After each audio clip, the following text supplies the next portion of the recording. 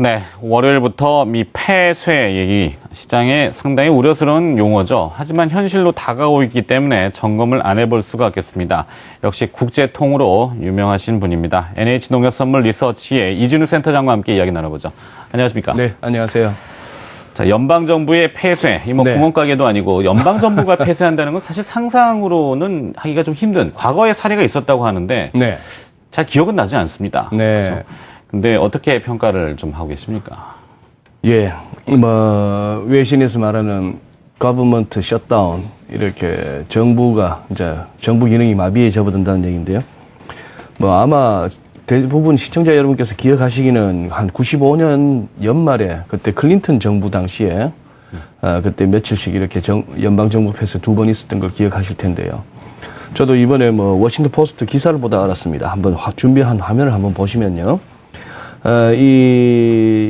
결국 이 예산 관련해서 과거의 사례입니다. 예, 이 집권당과 그 당시 야당 간의 합의가 잘 안 되면은요, 76년 이후에 총 17번 있었다 그러군요. 총 17번 있었고, 기억은 가물가물합니다만, 레이건 정부 때도, 그때 수시로 이렇게 하루 이틀짜리 정부 셧다운 됐다 이런 얘기는 있었다고 하는데, 통계적으로 이렇게 나옵니다. 10일 이상, 열흘 이상 마비된 경우에, 또 이렇게 S&P 500 기준으로 봤을 때 평균 한 2.5% 하락하고, 정부 폐쇄 기간이 짧았던 5일 이하의 경우에는 한 1.4% 하락에 그쳤다 하는 얘기고, 더 중요한 거는 가장 최근에 지금 이제 17년 만에 연방정부 폐쇄라고 아까 단신에서도 알렸었습니다만, 최근 사건이 이때죠. 클린턴 행정부 때.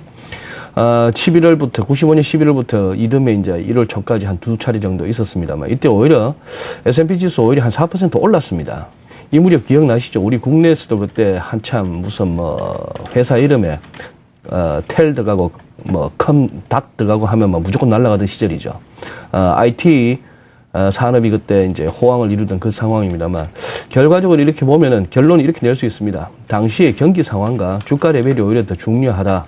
연방정부 폐쇄, 심리적으로 불안하긴 하다 하는 얘기인데, 이 그림을 보시면 참 절묘하죠. 지금 제가 피보나치 타임존을 갖다가 펼친 이 시작 시점은 지난 5월 22일입니다. 5월 22일이 버냉키 의장이 상하원 그때 합동경제청문위원회에서 In the next few meetings 그 표현했을 때죠.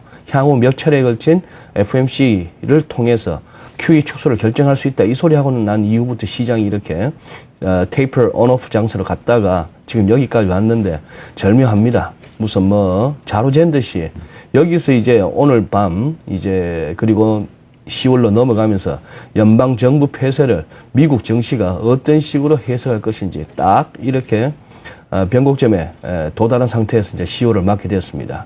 이동평균선도 지금 촘촘하게 수렴됐죠. 여기서 결국 위로 한번 세게 튀든지 아니면 이번에는 추가적인 또 이렇게 아래쪽으로 좀 깊은 조정이 나올 가능성이 다 있다는 얘기입니다. 기술적 지표도 보시면은 MACD나 RSI 같은 경우는 좀 이렇게 과매수권에서 지금 조정이 필요하다는 반면에 스토캐스틱 같은 경우는 일간 차트에서 조금 이렇게 추세 부분에서는 좀 약한 지표긴 합니다만 최근 밀린 것만 해도 충분하지 않느냐 이런 상황이라서 뚜껑을 열어봐야겠네요.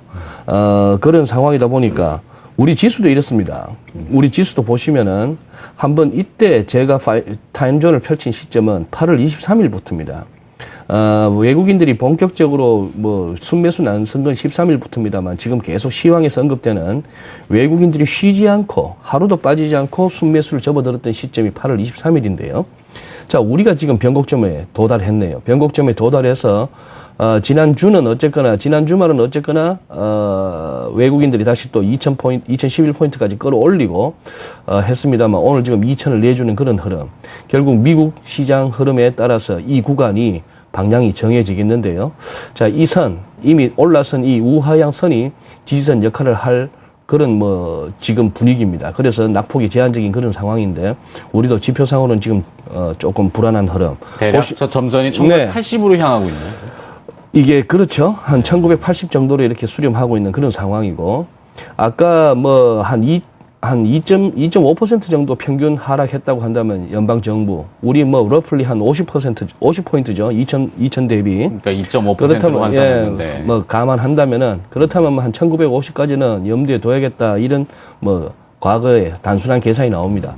삼성전자 이렇게 일반 종목에 대해서 이렇게 피보나치를 끊는 것은 좀 위험한 접근 방법이긴 합니다만 어쨌거나 삼성전자가 의미 있는 최근 낙폭에 대해서 여기서 조정의 맥시라고 할 수 있는 61.8%에 오니까 좀 막히는 그런 모습이죠. 주간으로도 보시면은 결국 이 삼성전자를 살피는 이유는 우리 코스피에는 이 전자를 통해서 삼성전자를 가지고 외국인들이 지수를 만들어가고 있으니까요. 지금 큰 어떤 그림으로서는 이 헤드앤숄더 가능성은 조금 남아 있습니다.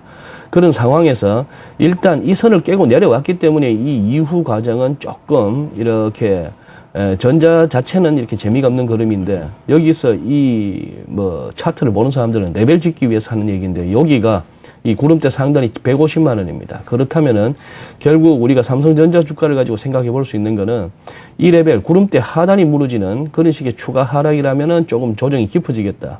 그리고 향후 언제가 될지는 모르겠습니다만 향후 1, 2개월 내에 150만 원 근처에 다시 왔을 때 이때가 또 고비다 하는 그런 생각을 할 수가 있겠네요.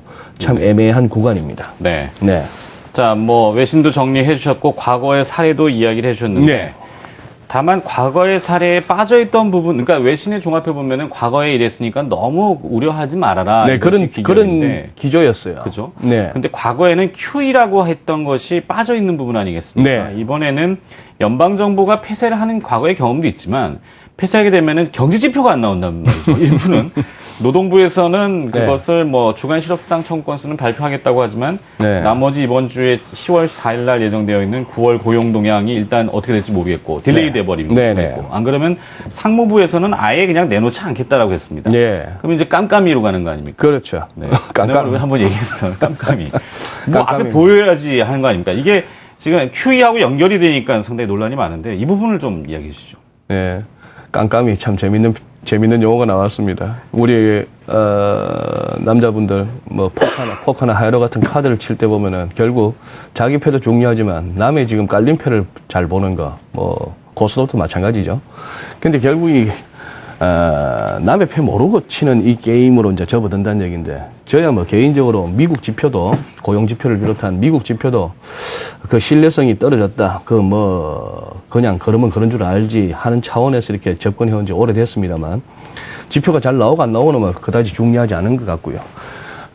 결국 그래서 또 하나 중요한 거는 이번은 조금 심상치 않다. 지난 2011년에도 여름에 그때 S&P가 미국 신용등급 강등하고 하던 그때도 지금과 비슷한 상황이었습니다만 그래서 지금 최이마 앵커께서 지적하셨다시피 이번에 시장에서는 대충 그래도 9월 달에 한 100억 달러 정도는 자산 매입 규모를 줄이지 않겠나 했는데도 노 테이퍼링, 양적 완화 축소 없다 쪽으로 갔던 것도 버냉키 의장이나 연준에서 주장하는 그거죠. 하도 미국 의회에서 정치권에서 이렇게 티격태격 싸우기만 하고 뭐 돼가는 일이 없으니 내가 이거 다 감당해야겠다. 지금 이 와중에 QE 축소까지 하면 안 되겠다. 뭐 이런 식으로 나왔으니까. 아마 최이마 앵커께서 말씀하신 것은 그 와중에 과거와 달리 과거에도 이렇게 평균적으로 큰 어떤 충격은 없었으나 지금은 특히나 또 양적 완화라고 하는 또 안전장치도 있지 않느냐 하는 측면인데요. 네. 글쎄요. 한번 뭐 아까 차트를 보여드렸던 이유는 한번 패를 까보자는 얘기입니다. 네. 지금 여기서 과거처럼 별 영향 없이 가는 것인지 그렇죠. 그런 상황이고 그래서 보는데 일본 증시가 재밌는데 다음 주에 한번 말씀드리죠. 네, 오늘 알겠습니다. 급락이 많죠. 일본 정부가 엄청나게 지금 와다나베 부인들을 꼬시고 있습니다만 잘 안 되네요. 그거는 다음 주에 한번 살피죠. 알겠습니다. 오늘 네. 시간이 또 여기까지 주어져서 마무리 짓도록 하겠습니다. 마켓 리더의 특급 전략이었고요. NH농협선물의 이진우 리서치 센터장이었습니다. 고맙습니다. 예, 감사합니다.